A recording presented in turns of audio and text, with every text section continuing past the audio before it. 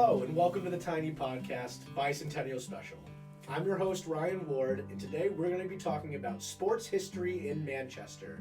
We've got three guests today. I'm going to let them introduce themselves. First off is Tim. Hi, Tim. Hi, my name is Tim O'Neill. I am presently employed by the town of Manchester as the administrative staff attorney for the town, but I grew up in Manchester and played a variety of sports in Manchester, starting with Little League and continuing at East Catholic High School. I played baseball there. I played a little baseball at UConn and also played football at East Catholic. However, after getting out of college is when I really appreciated the amount of sports activities in Manchester, because for the next 30, 35 years or so, I played in the rec softball leagues. I played in the rec basketball league. I umpired in the rec softball league. So I have a deep appreciation for the emphasis that the town of Manchester puts on providing sports programming for its residents. Fantastic. Well, thank you. Hi, my name is Joe Camposeo. I'm a former Manchester High graduate, graduated in 1960, and loved sports. Right. To the point where I probably spent a little bit more time loving sports than I did reading books. But nonetheless, it did work out. And I have enjoyed being a sport person from the day I played Little League baseball, and ultimately went and continued to play baseball even in college. I went to a college in Louisville, Kentucky, called Bellarmine University these days, and I was not on the starting team, but I was on the team. Yeah. And I had some great opportunities to meet some great people in the Kentucky area. And continuing with that, I played softball in Manchester, had some good friends, and have been involved with the Manchester Hall of Fame and the selection of people who rightfully can and should be recognized for their accomplishments in sports. So Manchester's a good town. I have worked in Manchester for the town of Manchester formerly as the head of the number of things that I've done. But in this particular case, I was a town clerk in Manchester for 26 years. Oh, wow.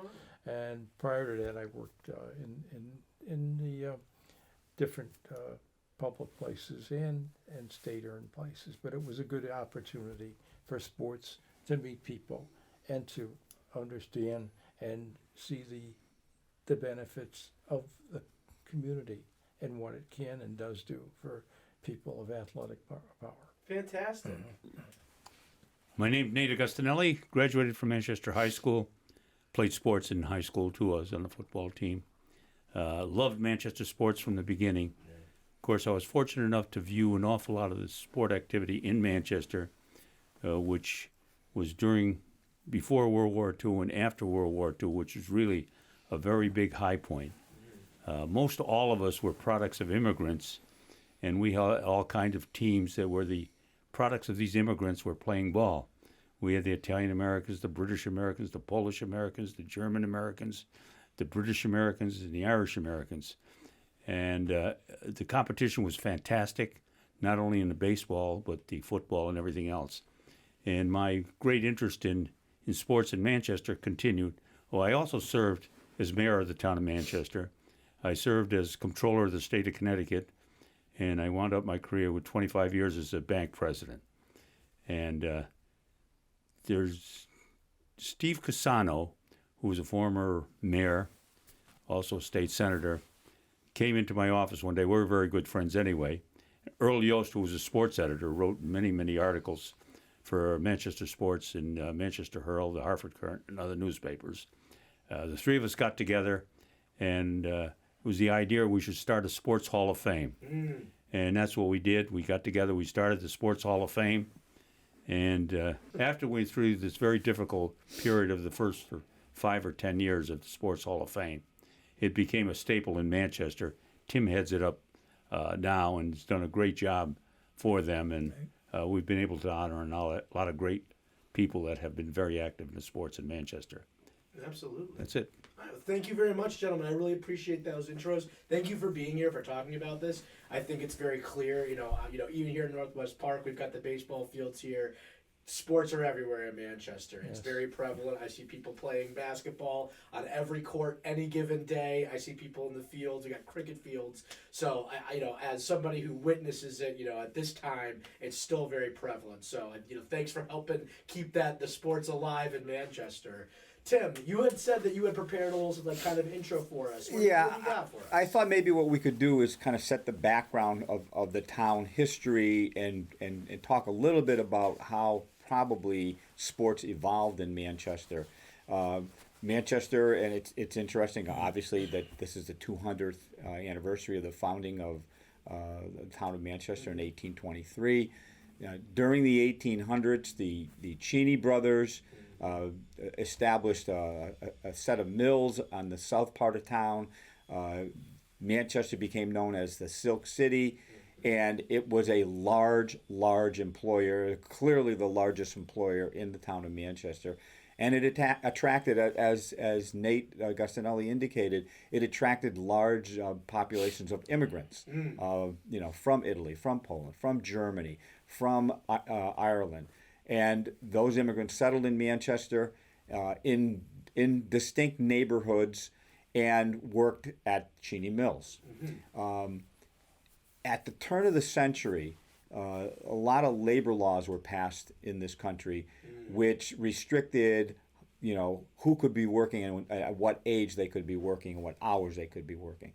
That then created for the younger people a space of open time, free time, leisure time. Yeah. And what happened is these young people started to develop an interest in sports and organized sports and played sports as they're grouping in their neighborhoods against each other, so that the town became a town in which sports became a very important item for the younger people who were no longer working at age 12, 13, 14 in the mills. Right. And they developed these neighborhood rivalries, and a lot of the facilities on which the games were played were built by Cheney Brothers. Cheney Brothers not only had such a large presence in town for its business operations, but for leisure activities as well. Okay. They built a lot of the facilities in town.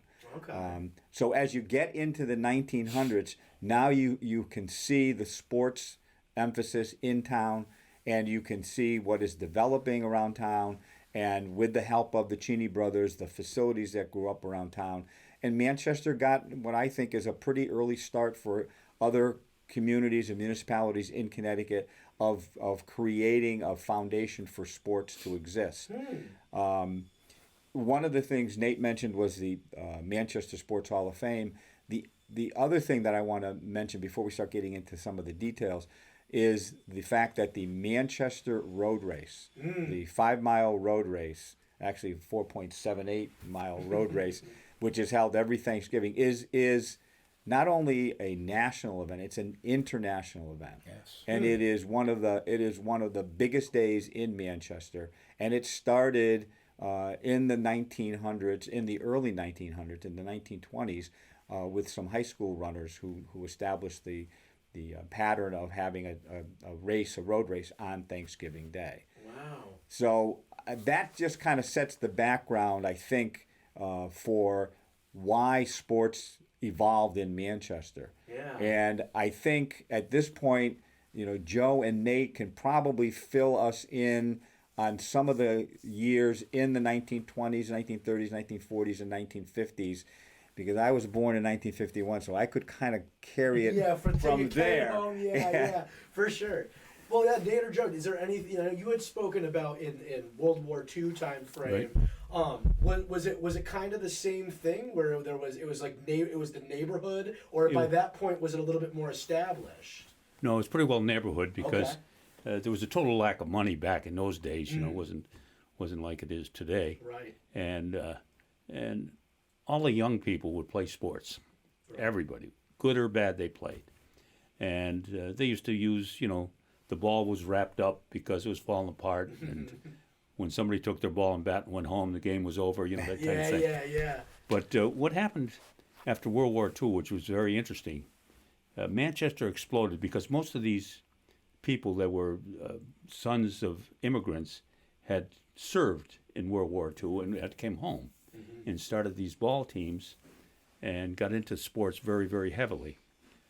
Incidentally, during World War II, and I remember these things, I don't know if that's good or bad at my age, but good. Mount Nebo, Yeah. where they used to play, they couldn't play there during World War II because the troops were stationed there. Oh, wow. There was war really? troops stationed there. Huh. So they used to play the football games down at the West Side Oval, which was very interesting. And it was a very warlike atmosphere all throughout town.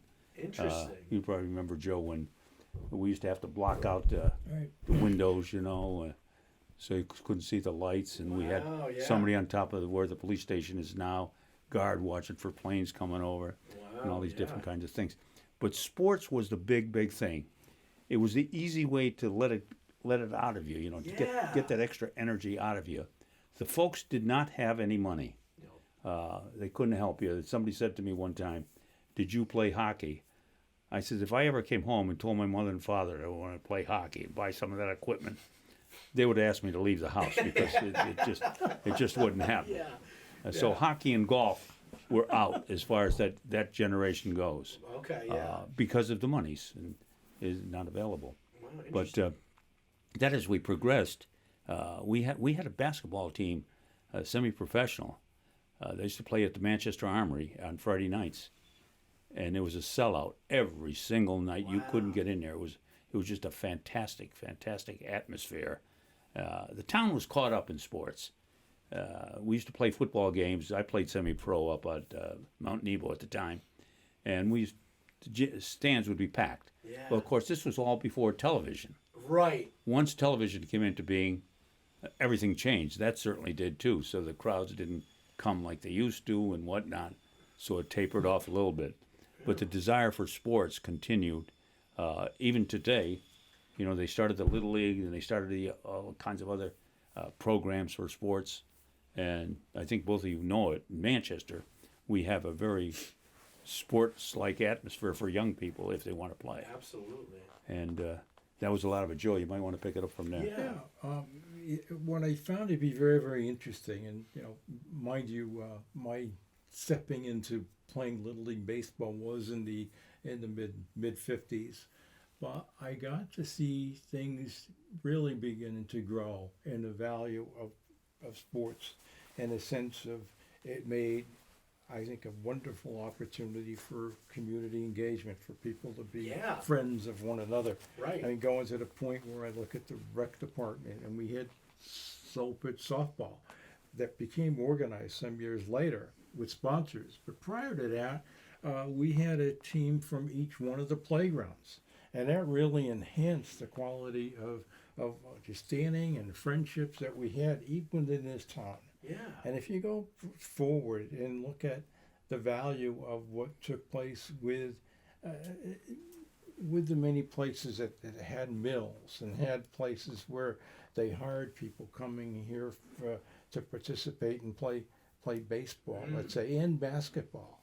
And you had very, very few professional teams, but there were many teams that were semi-professional. And they played, the football, for example, had it, as Nate said earlier, they had a tremendous football team that played in Manchester. Even at the high school level, it was quite understood that in the early 50s, Manchester High had an outstanding football team, one that went on to become one of the players to become all state in Connecticut, and eventually went to in Alabama to play, and as a professional, or as a college student. And there's just a lot of talent. And so what we saw was very intriguing and mindfully good to see how sports jettisoned into becoming a great opportunity for people, including at some point we were getting female ladies in the later part of the 1970s and 80s, and they were part of a softball team. So it really is everything to be very, very proud of what had been accomplished. And going to the point of even accepting, I remember one year, I think it was 1954, 55, we talk about Mount Nebo, the very famous baseball field. Yeah. The team that came from, I think it was one of the places in Connecticut that had a business, and they came and put a baseball team together to play at Mount Nebo Field against the major leaguers. The major leaguers were not playing then because their season was over. Right. And we had full teams of major leaguers wearing their New York Giants uniforms. Wow. And we had that take place in the ballpark there at Wow. Mount Nebo. Yeah. So Mount Nebo was also the home of the Legion program for the country, and they had a Legion baseball program, and Manchester was the home of the New England championships. Wow. And players came from there that eventually went on to becoming ball players of professional value as well. Wow. So my point is that there's an awful lot of uniqueness and growth and understanding and really a love for this town, and they make it such better. Wow. Yeah. Well, thank you both for sharing all of that. What was your experience growing up there? Well, before we get into my experience, if you drive around town, you can see all of the fields and facilities dedicated to sports, and it's very impressive. Baseball fields, basketball courts, tennis courts. One of the more interesting sports fields that was developed, and I'm going to need some help from Nate on this.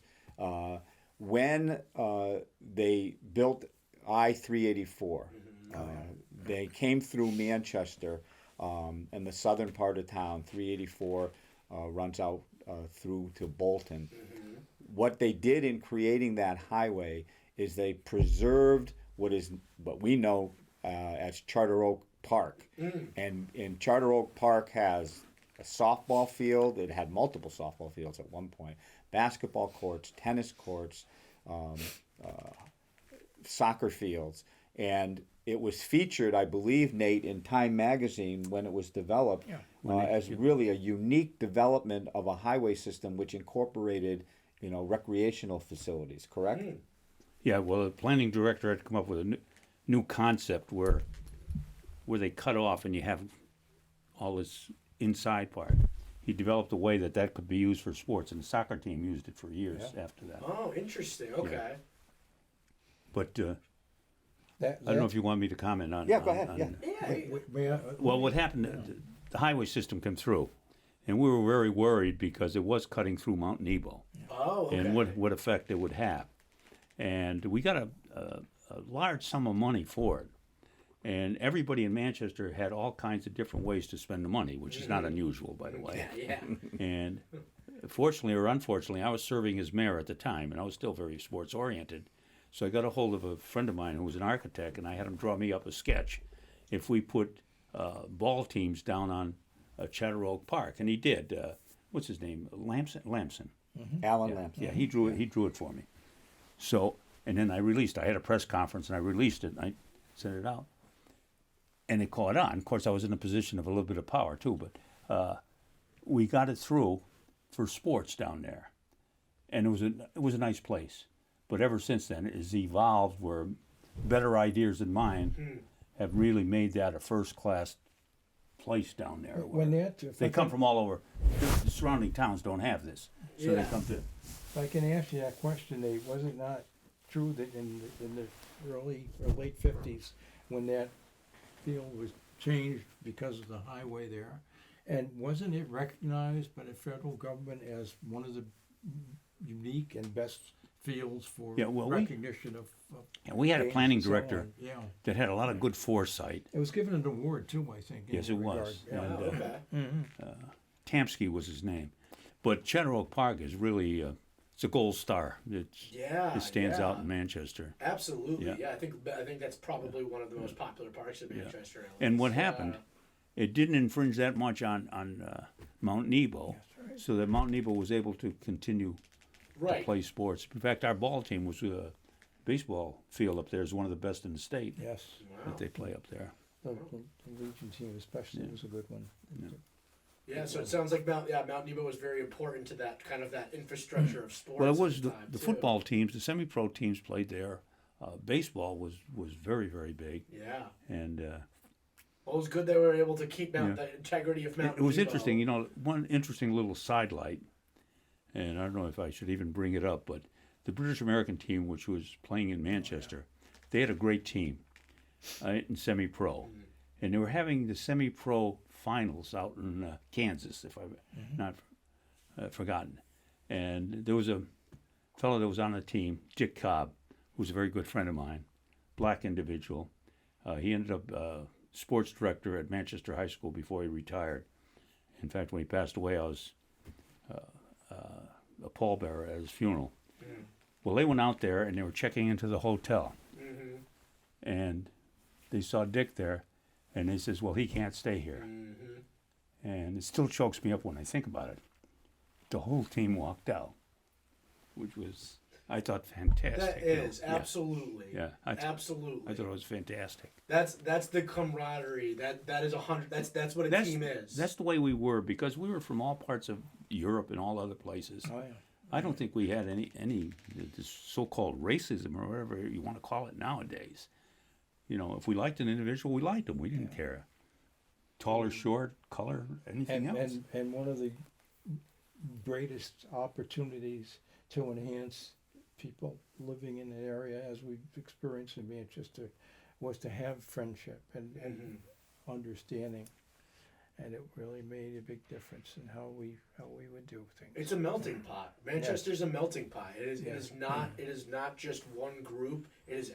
It is so many different groups. Sure. That you know, and I think in sports as well. You know, we can all attest that having people bring so many different strengths and so many different things into sports that having that variety of people is essential. That's I would want that in my team. Absolutely. You know, and I think Manchester. I think that. Thank you for sharing that story, because I think that, Well, that sports one has helped facilitate one of the more that. moving stories I ever heard. Yeah. And like I say, and incidentally, Dick Cobb was on my bank board. You know, I was president of the bank. He was a great guy. Yeah. In later years, and he was a tremendous ball player. Yeah. We inducted him into the Hall of Fame quite a few years ago. Left-handed hitter, could hit that ball like you wouldn't believe. And in later years, he lost both legs, which was very unfortunate. Yeah. And if you look at what took place, particularly with sports at large, Yeah. and particularly in the school systems, the junior highs and the high schools, most of the men and women were wearing the uniform and playing for the town of Manchester, and you could just see how it was affecting how happy and really loyal and proud people Yeah. that would experience that. Yeah, that's And great. it kind of got kicked in right after the World War II, and I think it shows it was a lot of interest and a lot of love and understanding among people. That's beautiful. All right, so Tim. Yes. So I'm going to give you some of my experiences Yeah. in Manchester with sports, but I want to go back to you keep hearing the name Mount Nebo. Yeah. Mount yeah. Nebo. When I was growing up in Manchester in the 1950s, when I was a kid, Mount Nebo was the home of a lot of sports activities, I mean, particularly the Manchester American Legion baseball team, which was a very successful Legion baseball program and produced a lot of really good players. And if you went up to Mount Nebo, which I would go with my father on a Sunday afternoon, there would be thousands of people on both sides of the foul lines watching the games. And it was I thought I was watching minor league baseball. It was that good. That's crazy. And they were very well attended. And they passed the hat, for donations. And again, I'm going to ask these two to help out with this. Those 1950s teams and late 50s and early 60s produced some really good ball players, some of whom went into the minor leagues, and one or two who may have had a short stay in the major leagues. I remember specifically Gene Johnson, who made it all the way up to the Braves AAA level until he realized that he was being blocked by a Hall of Fame player, Hall of Fame third baseman named Eddie Matthews. So Gene Johnson came back to Manchester and put a Manchester team in the Hartford Twilight League. Tom Kelly was a pitcher, a really good pitcher who I believe made it up to the majors with the Cleveland Indians until he hurt his arm. Wow. Atlanta Braves eventually. And the Atlanta Braves. There were other players like Mark Manette, just a series of really, really good baseball players. And American Legion baseball at that time, unfortunately not anymore, but at that time, that was about the highest level of baseball you could get to, short of minor leagues or college baseball teams. But Mount Nebo was the focal point of baseball in Manchester with those Legion teams. My personal experience in Manchester with sports started with Little League, and the Manchester Little League program was excellent. I mean, Little League was started right after World War II, and in Manchester, I think it was 1950 when we got the Little League program started, and the people in the town of Manchester, it's a volunteer organization, really put a lot of hard work into the Little League program, to the point where at one point there were actually 3 Little League leagues in Manchester: American League, National League, International League. Right. Each league had 6 teams. That's 18 teams supported by the community. Wow, yeah. And in fact, 2 years ago, in 2021, the Manchester Little League All-Star team, because every year ends with an All-Star team being selected and then they play an All-Star schedule. The Manchester Little League team became the first Manchester team to make it to Williamsport, the Little League World Series. That was in 2021. So that was a highlight. Wow, yeah. But I have to go back to the Manchester Recreation Department. The Manchester Recreation Department goes out of its way to put in a tremendous amount of sports programming, starting with really young age, kids 6, 7, 8, 9, playing soccer, playing basketball, tennis lessons. You name the sport. Swimming. Swimming was getting kids to learn how to swim, teaching kids to learn how to swim was a big point of emphasis in Manchester, particularly at the town pools, but also down at Globe Hollow. And an individual who worked in the school system, Mr. Tom Kelly, affectionately known as TK, he was in charge of the town's swimming instruction program. And everybody who grew up in Manchester took swimming lessons at either the pools or Globe Hollow to learn how to swim. And then a lot of them went on to be lifeguards and participate in competitive swimming and swim teams. It was, again, I have to go back to the Manchester Rec Department. They just put such an emphasis on sports and making available for everybody sports programming in Manchester. Yeah, that's so important. Yeah, the range of sports and the accessibility of that, that gives everybody the opportunity. I think that's a great thing. And Nate is right. The traditional sports that we kind of got used to, the football, the baseball, the basketball, where you just, basketball, you need a ball. All you need is the ball. You go down and you shoot baskets. In baseball, you can use an old beaten up glove and a bat and a ball and go down to one of the many, many baseball fields in town and have a pick-up baseball game. And football, there's equipment involved, and Manchester had a nice midget league and pony league football program. But now, we've gotten away from those sports where you don't need a lot of money to play, to the sports where you do need a lot of money, the hockey, the lacrosse, and some of those other sports. And it's hurt some of the other sports a little bit. And I'll give you an example.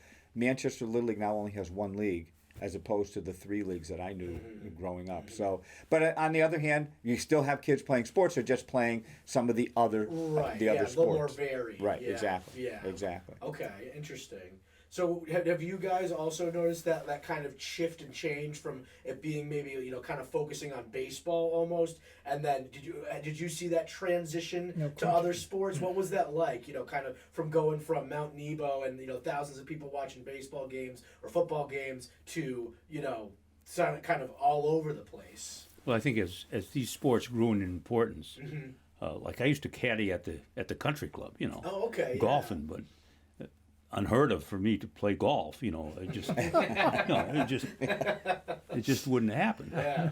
But that evolved, where eventually you got carts and you got a little more sophisticated, and people were able to play these different kind of sports. There's one interesting thing that happened. I don't know when it ended, but I think it was shortly after World War II. Major league players didn't play on Sunday, and they used to come to Hartford and to Manchester. And one interesting, what's the name of he was a milk dealer. He lived on, I can't think of his name. Keeney, right? Yeah, Keeney. Oh, the Keeney Farms. Yeah. Keeney Farm, okay. And he played, if I remember correctly, second base. And he was due up to bat, and they put in a pinch hitter. You know who? Babe Ruth. Babe Ruth. Wow. Right. Wow. That's quite a tribute to have something And like that. He happen. was a very good ball player. He was a good ball player. Keeney was good mover, yeah. outstanding. See, we had a ball player. tremendous Twilight League Mm-hmm. with some great teams, and they were emotional playing, where people in sports, I don't like fighting, but certain things can excite you where you have a fight. Yeah. And there used to be some excitement every once in a while. Yeah. One time, there was a fellow by the name of Billy Piani, who actually came from Italy, came from the same town my folks came from, and he sponsored a team. He was a barber. Yeah. And something happened that went wrong, and they used to pass the hat, and he had the money with the bag full of money, and he ran out in the field and he hit the guy over the head with it, and went flying all over the place. Wow. Wow. But that was the emotional kind of thing, and people were following these things. They really thought the world of them. They were. And just to see the players that would come from other locales to be playing a game in Manchester, and even it wasn't just baseball, there might have been basketball. There were numerous occasions in the mid-'50s when you had the teams from Minnesota, Minneapolis, and they were taking their team from New York to Boston. But in between, they had some time off, and they played an exhibition game in Manchester, Connecticut. And his team went on to become a very good professional NBA team. And that's because Manchester had the facilities for those kind of contests. Right. The Manchester Armory had a basketball court that hosted many of those games from the teams that were traveling from outside the state. Wilt Chamberlain was a very good player. He only played 1 year in college at Kansas U. He then left to come into the NBA, but he had to have some time of his own, and he actually played for the Manchester team against the other semi-pro teams, and then made his way over to and Wilt Chamberlain was a member of the basketball team in different levels, and played for what was the basketball team from The Harlem Globetrotters. Harlem Globetrotters. Right. Oh, He played for them, Wow. and then eventually made his way over to play in the NBA after that. Wow. Yeah. That's crazy. I never But knew that. it was delightful, and to see Wilt Chamberlain playing in the Manchester Manchester High Armory, right. Well, Yeah. This was at Clark Arena, This right? was Clark when Arena. Right. Manchester, the very first season for the Manchester Arena. And, The Armory was a sort of a centerpiece for a lot of the sports, like boxing matches that took place there. Willie Pep, who I'm sure you heard of, was a featherweight champion from Connecticut. He fought there. Sugar Ray Robinson, which was one of the best middleweights that ever fought, he fought there. Wow. And what happened prior to that, before my time, at Cheney Hall, that's where all the sports activity used to take place. boxing, yeah. They used to have boxing. They used to have different things. In fact, 3 U.S. presidents visited Cheney Hall. Wow. Yeah. Again, the town has the facilities. Yeah. The sports facilities. And Nate mentioned the Twilight League baseball. Manchester had a Twilight League baseball program, but eventually a larger program called the Hartford Twilight League took over and had teams from the 7 or 8 surrounding towns in the greater Hartford area. And I mentioned Gene Johnson, who was a tremendous baseball player who just didn't quite make it to the majors, as I said, because he was blocked by a Hall of Famer, Eddie Matthews, the third baseman. Gene Johnson came back to Manchester and put together the team that participated for Manchester in the Hartford Twilight League. Wow. And it was a very successful team. I don't know exactly the number of championships that they won in the Hartford Twilight League, but they won multiple championships in the Hartford Twilight League. Yeah, and with Gene, that guidance, and Gene Johnson could hit, because I played for a little bit in the Hartford Twilight League, and he was in his 40s when I was playing in the Hartford Twilight League, and he could still hit. And he was a player coach, and he was led the league in hitting one year in his 40s, in his mid to late 40s. Wow, yeah. I mean, this guy could hit. But again, Manchester had the facilities when they built the new Manchester High School, which I understand was a little bit controversial at the time. You guys would know more than I.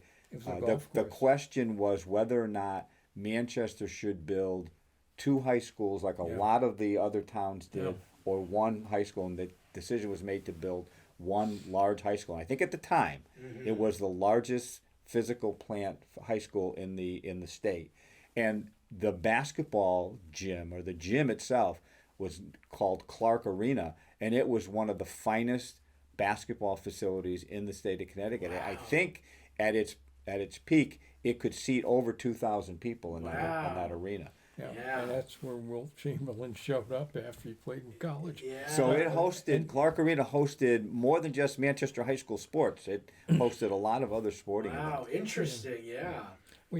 Just one other player of note in basketball and baseball was a fellow by the name of Mo Mohart. Mo Mohart was picked by the Chicago Cubs. Unfortunately, he was a good ball player, but he had to move over from first base because they had a guy named Ernie Banks on that team. So to change things around a little bit. Yeah, jeez. So let's talk about that. Let's talk about, because we're naming a lot of people now that let's talk about the Hall of Fame a little bit, and maybe even how that got started. When was it decided that we've got this sport history in Manchester that goes so deep? When was it kind of decided we need to capture that? Nate mentioned that in his introduction, and Nate is one of the founding fathers of the Manchester Sports Hall of Fame, and he's correct. It was him and Steve Cassano and Earl Yost. And Earl Yost was a sports writer for the Manchester Evening Herald, which, by the way, was a very fine newspaper in its day.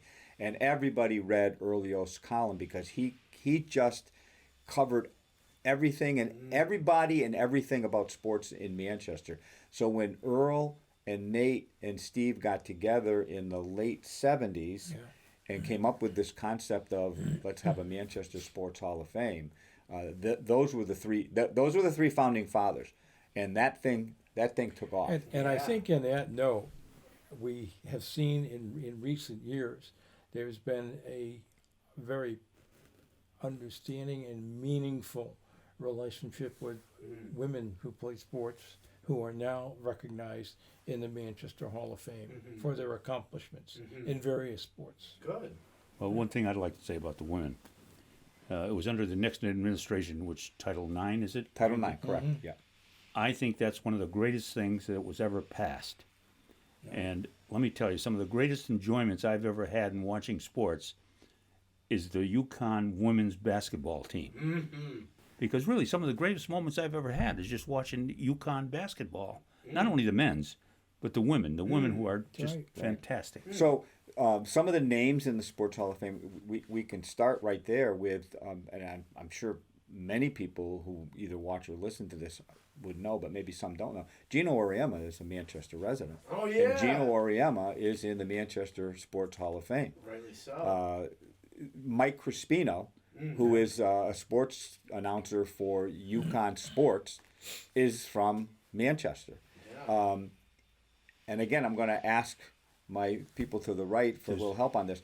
I believe that one of the really good UConn coaches back in the late yes. 50s or early, Yes. is it Hugh Greer? Greer, yes. Was at Manchester High School. He correct? was he was a faculty coach at Manchester High initially. And There was- eventually became.